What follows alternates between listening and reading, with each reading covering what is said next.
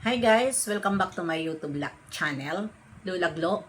Kumusta ang lahat? Sana ay nasa mabuti tayong kalagayan at ligtas sa anuman masamang kapahamakan. Bago ang lahat, shout out muna sa ating mga kasamahan. Nandyan si Tita Lydia, Jacqueline Ducosin, Hayat's Mix Vlog, Cell TV PH, Hasa 26, Covers TV, Ermagalo Mix Vlog. Shout out sa inyong lahat. At syempre, sa lahat ng mga nagsusupport sa channel kong ito, Lulaglo, maraming salamat sa inyo. At shout out din sa aking kaibigan, Jim Otelli at Langga Tintin. Ano ngayon ang ating reaction upload? Nandyan na naman si Kapiste at si Bibi Beyonce. Ito lang po ang aking marireaksyonan dahil ito si Anamay, nagtatago ito sa pangalan niyang Kapiste. Anamay, akala mo hindi kita kilala? Ito, babasahin ko. Ano ang sabi mo dito? Kayo lang po ang may takot kay Kapiso. Sinong may sabi sa'yo na takot kami kay Kapiste? Kaya dinadamay nyo na lang Batalero family. Ay natural. Ha? Nadamay, napapangalanan namin ang Batalero family kasi siya ang nagpiste. 'Di ba? Siya ang nagpiste.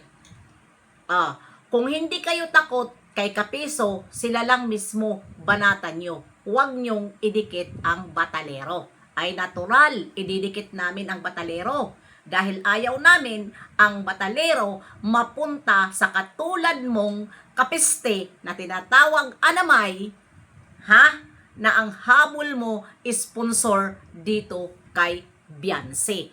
Kaya, yon dumidikit ka sa Batalero. Yan ang katotohanan.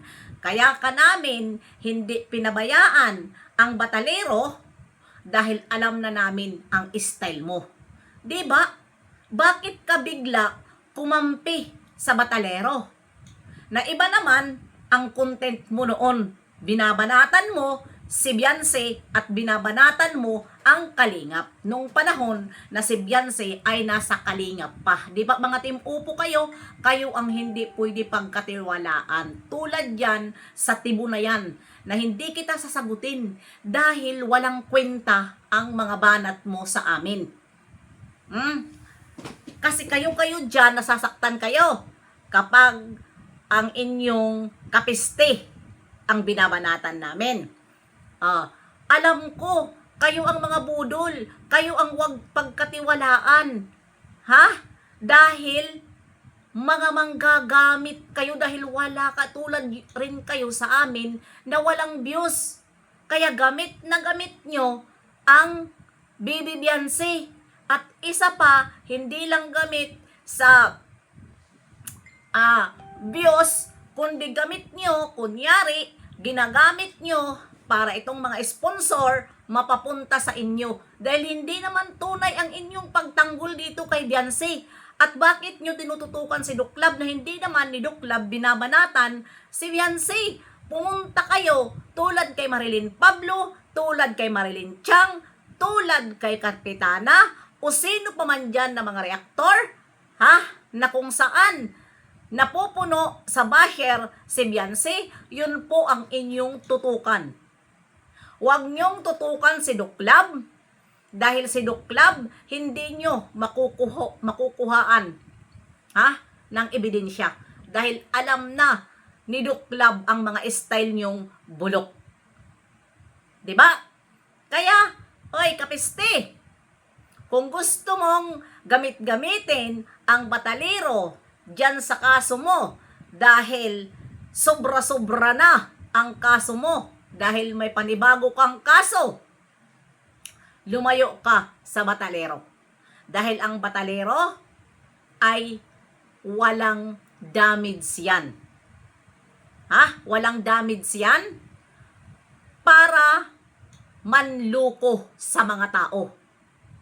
Dahil sila ay nagiging honest lang. Sila ay nagsasabi lang sa katotohanan.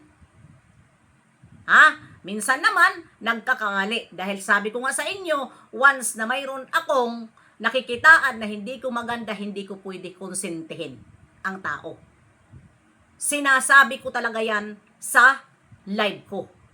Pero ang totoo, hindi ko kayang layuan dahil sa sobrang dami ng basher.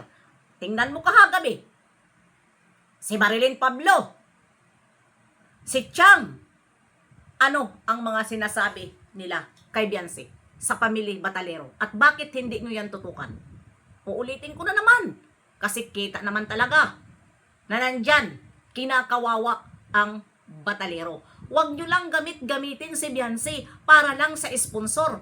Tumingin naman kayo sa mga bumabanat na iba dahil maraming bumabanat kay Beyonce. Ha?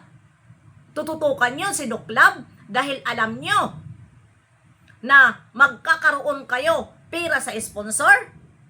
Dahil galit itong sponsor kay Doc Love? Kaya tinututukan nyo? Hindi yan pagtatanggol kay Beyonce. Iba ang ano nyo dito. Iba ang habol nyo dito. Ha? Iba. Dahil kung kami ang magtanggol kay Beyonce, hindi kami tumututok sa isa lang, kundi lahat ng mga bumabanat, binabanatan namin yan. Pero kayo, obvious, si Doc Love lang ang inyong gustong patumbahin. Kasi bakit?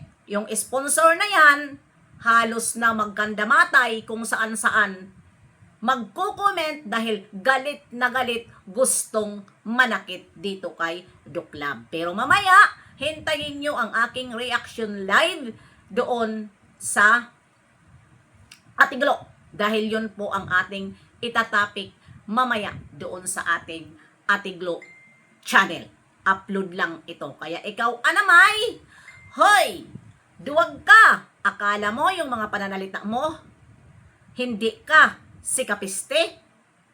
Di ba ang dami nyong account na pinapasok? Dahil duwag ka. Makontento ka sa account mo. Ha? Makontento ka sa account mo. Kung talagang matapang ka. Dahil di ba matapang ka? Wala kang sinasanto. Oh, hinahamon mo pa noon ang Kalingap na idimanda ka. Pero ngayon, hamunin mo pa. Naandyan na, patong-patong na. Kaya wag mong idikit ang Batalero sa pangalan mo. Ha? Kaya ngayon, Beyonce, natauhan na. Never ka na kausapin. At wala nang kinakausap si Beyonce. Dahil lahat, nalaman na ni Beyonce na ginagamit lang siya. Di ba? Ginagamit lang siya. Kaya hindi nakakapag-live, nag-iisip ng 100% sa nangyari siguro. Di ba? Hindi wala man lang ikaw Kapiste kasi manggagamit ka. Di ba? Di ka man lang nag-isip kung ano ang matutunguhan ni Beyonce. Dahil ang iniisip mo lang, makapera ka, mapaliparan ka, yun lang ang iniisip mo. Pero wala kang panahon mag-isip kung ano ang magandang way na hindi mabas si Beyonce. At alam mo naman yun eh. Mababas yun talaga dahil ginamit mo. Patawa-tawa ka pa. Di ba? Akala mo nakakabuti yun sa ginawa nyo? At nadamay pa si Beyonce sa ginawa mo?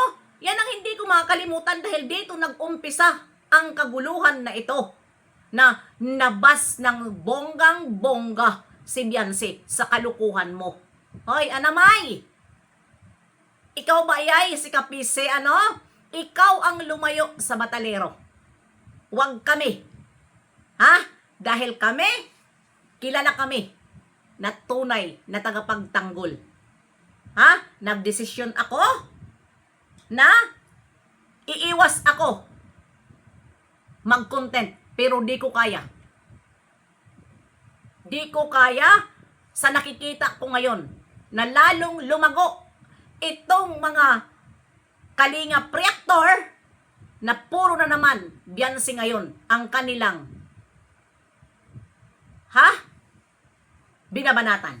Pakinggan natin dito ang hindi naman dito ang bumanat si Sir July, kundi binasa ito ni Sir July doon sa kanyang tawag nito, doon sa kanyang live.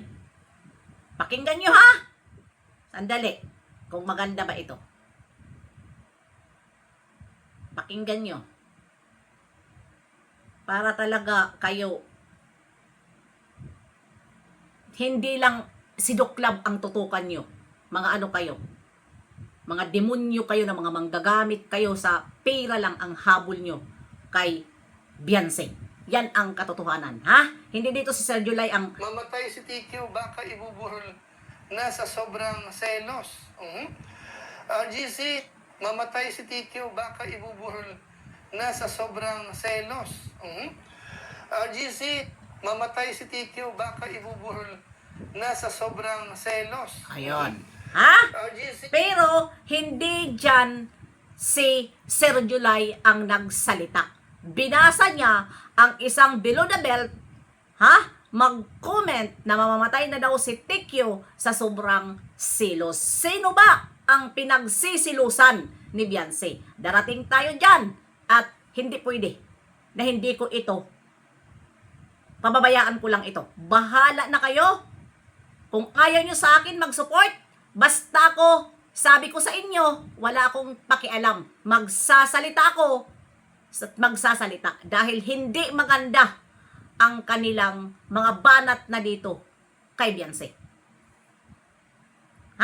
Sa nagsasabi dyan na isa akong tagapagtanggol ni Beyonce, excuse me, Kapitana. Sige, banatan mo si Beyonce at tayo ang magbanatan. Manggagamit ka? O di ba noon ikaw din? Kunyari, ginakampihan mo si Carla pero ngayon binabas mo si Carla. Akala mo hindi kita naririnig. Di ba? Hindi ako.